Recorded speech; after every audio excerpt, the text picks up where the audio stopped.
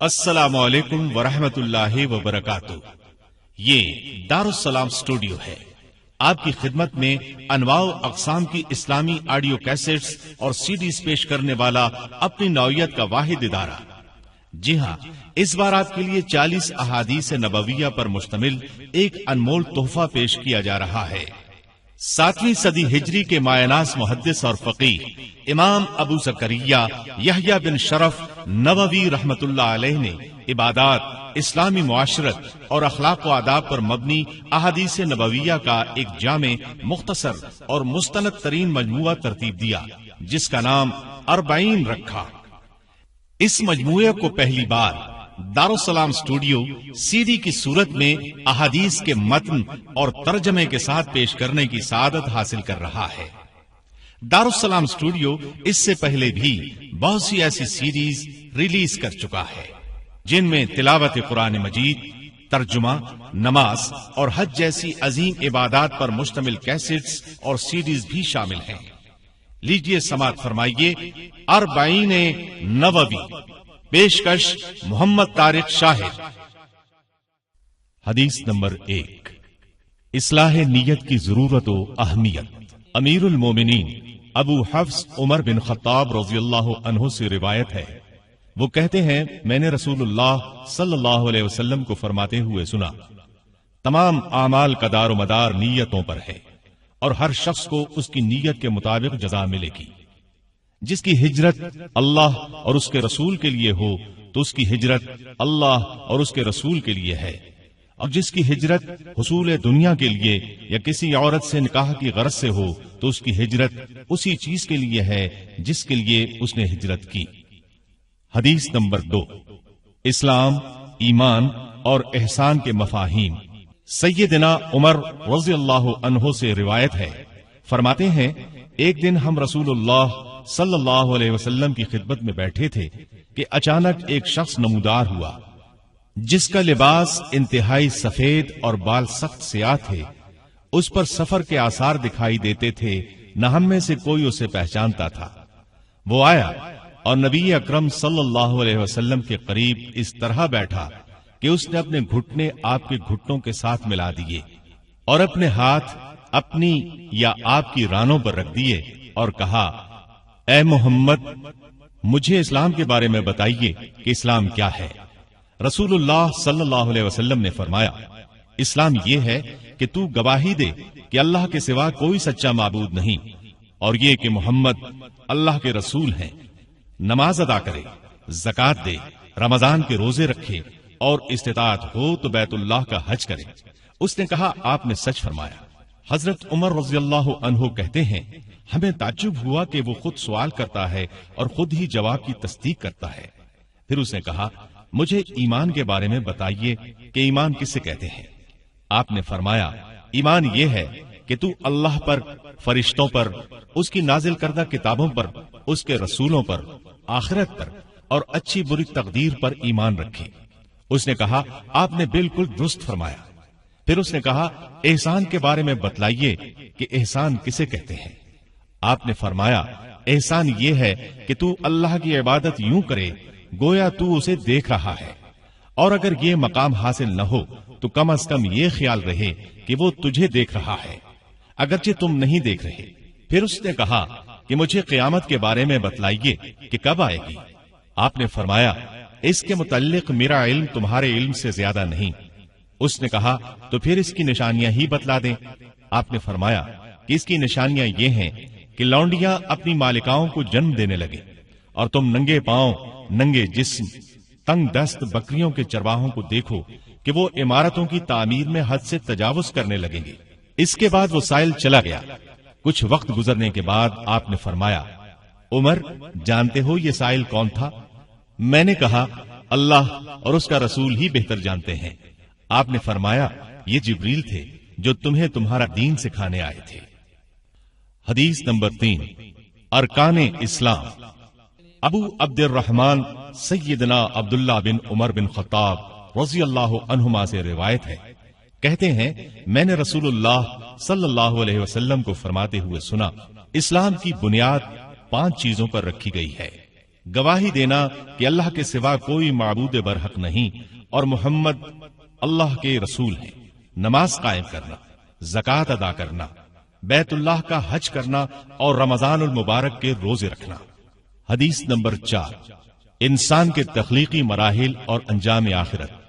ابو عبد الرحمن سیدنا عبداللہ بن مسعود رضی اللہ عنہ سے روایت ہے، وہ کہتے ہیں صادق مصدوق رسول اللہ صلی اللہ علیہ وسلم نے ہم سے بیان فرمایا، تم میں سے ہر ایک کی تخلیق یوں ہوتی ہے کہ وہ والدہ کے پیٹ میں 40 یوم تک نطفے کی صورت میں، اس کے بعد اتنے ہی روز تک جمے ہوئے خون کی صورت میں، اور اس کے بعد اتنے ہی روز گوشت کے لوتھڑے کی صورت میں رہتا ہے۔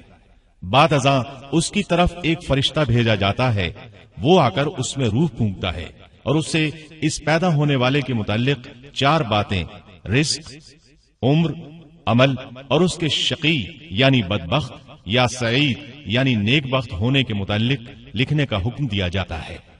اس اللہ کی قسم جس کے علاوہ کوئی سچا معبود نہیں، تم میں سے کوئی آدمی اہل جنت کے سے اعمال کرتا رہتا ہے یہاں تک کہ اس کے اور جنت کے مابین صرف ایک ہاتھ کا فاصلہ باقی رہ جاتا ہے، تو اس پر وہ سابقہ تحریر غالب آ جاتی ہے اور وہ شخص اہل جہنم کا سا عمل کر کے جہنم میں چلا جاتا ہے، اور ایک شخص اہل جہنم کے سے عمل کرتا رہتا ہے یہاں تک کہ اس کے اور جہنم کے درمیان صرف ایک ہاتھ کا فاصلہ باقی رہ جاتا ہے، تو وہ سابقہ تحریر غالب آ جاتی ہے اور وہ شخص اہل جنت کا سا عمل کر کے جنت میں چلا جاتا ہے۔